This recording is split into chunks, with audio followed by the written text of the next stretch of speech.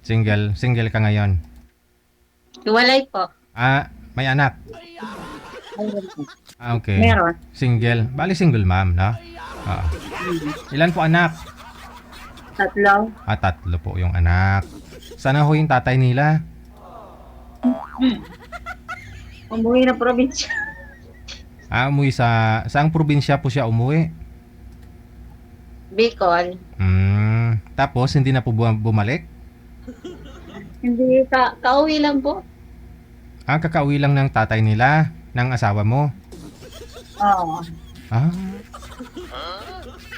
Pero, may asawa na po ba siyang iba? Wala pa naman. Wala pa. Naghiwalay lang kayong dalawa? Ilang year na po ba kayong naghiwalay? 2 taon. Dahil?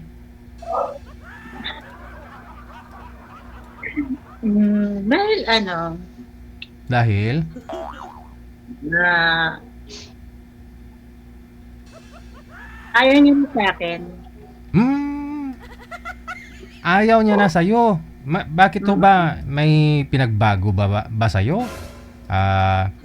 Mula nung una ho kayong magsama, okay naman sana? Okay naman, kasi nagbago lang siya. Siya ay nagbago, hindi ikaw. Oo. Kaya ayaw niya po sa'yo. Nagbago siya ng... sabi mo ayaw niya sa'yo no? So, siya... Ayaw niya sa akin Pa?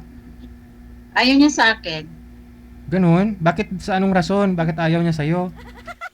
Pangit daw ako. Wala. Ba't di niya sinabi yan nung nililigawan ka pa lang? Di ba? Baka ho dati nung bago pa lang ho kayo nung nililigawan ka niya, baka kamukha mo si Chris Aquino. Tapos ngayon, di mo na kamukha, ganun. Nagbago yung mukha mo, kaya ayaw niya na sa'yo. Hindi ko alam Hindi niyo po tinanong? Hindi mo tinanong sa kanya, bakit ayaw mo sa akin? Di ba nga nangako ka sa akin? Sa hirap at ginawa, magkasama tayo. Bakit? Nung tinanong mo, sinabi niya lang sa'yo na ayaw niya na sa'yo? Wala siyang rason? Wala. Okay, sige. So ngayon, ano naman po hanap mo sa isang lalaki? Anak ko? Okay lang, hindi gwapo, basta mabait. Gwapo. Tanggap ako kung ako. Okay. Ano pong trabaho niyo po ngayon, Ma'am Princess? Yaya ako. Bali, bibisit. Ilang taon? Talaga naman. Diyan sa Novaliches. Saan po kayo sa Novaliches? Sa may, San Agustin, Barangay San Agustin. Okay. Sige. So, gusto niyo po ba yung malapit lang po ba sa Novaliches? Ganon? Ay, hindi. Kahit saan. Kahit hindi malapit. Ano po ba yung purpose niyo sumali ka dito? Makahanap ka ng sweetheart? Ayun. Ano pong hanap? Kaibigan lang.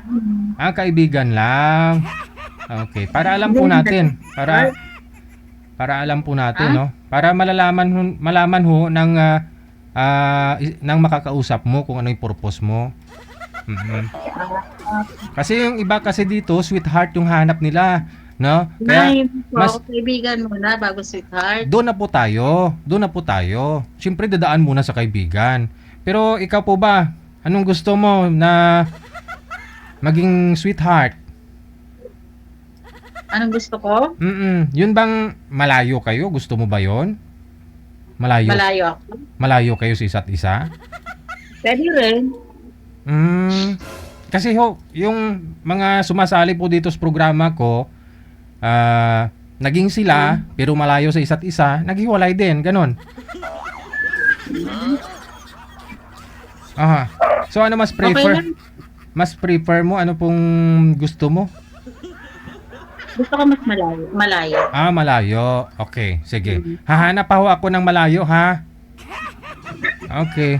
Kasi yung makakausap nyo po malapit lang, taga Caloocan. Kalao ka? Oh, taga General Luis dyan sa Caloocan, yung makakausap mo, malapit sa'yo. So, hindi pwede. Hanap ako na malayo. Ha? Mga taga Benguet, ganon.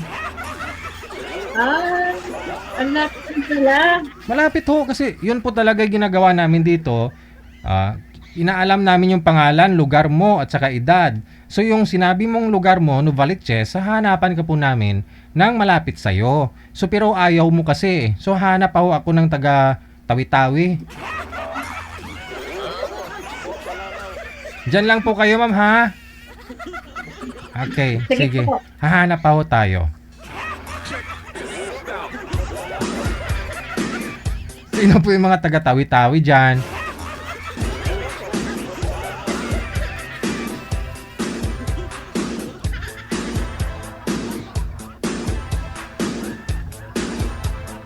PM lang po kayo dito sa hotline natin. Ha? Manager, si Boy, wala po ba? Yun, makakausap niya po dapat. Sino po mga taga Tawi-Tawi dyan? PM lang po dito sa hotline natin. Mas okay pa rin, mas okay kung nasa ibang bansa, no? Kasi ayaw niya ng mas malapit.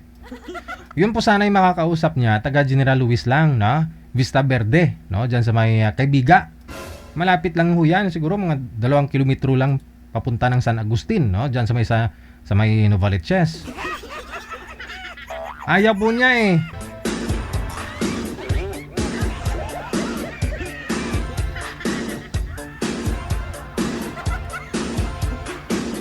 Yung iba ang gusto nila, yung malapit sa isa't isa, no? Para at least, no? Hindi sayang yung oras, no? Yun bang makita nyo na po personal, iba po kasi yung nag-uusap kayo online, no?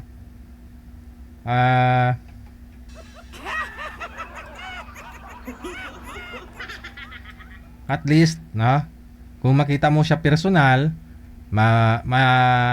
dali mo siya makilala, 'di ba? Sa unang kita pa lang ho ninyo, malalaman ho 'yan eh. Unang tingin mo pa lang sa kanya, no? Malalaman mo kung may spark o wala. 'Di ba? Marami po diyan, 3 taon na LDR. Si girl nasa abroad. Si boy dito sa Pilipinas.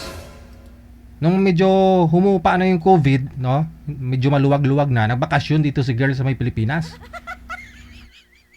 Nung magkita ho sila, syempre sa 3 years, may plano na silang dalawa, magpakasal, no? Pinatayuan ni girl ng bahay si boy, no?